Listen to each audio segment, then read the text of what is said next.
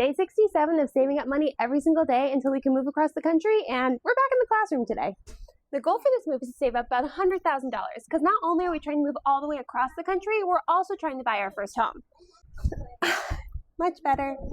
In yesterday's video, we said every single comment was 1 cent, every single share was 2 cents, and every new follower was going to be 3 cents into our savings account, which means we need to go find Pete and see how much we're saving now. All right, only 2 trays. You want to do one?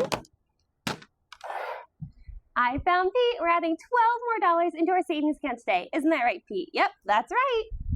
That brings our grand total to $5,336, and I think it's time to be done with gingerbread men.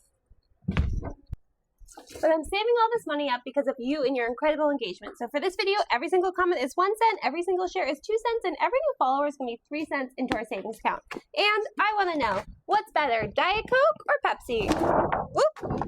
Put it in the comments, and I'll see you tomorrow. Bye!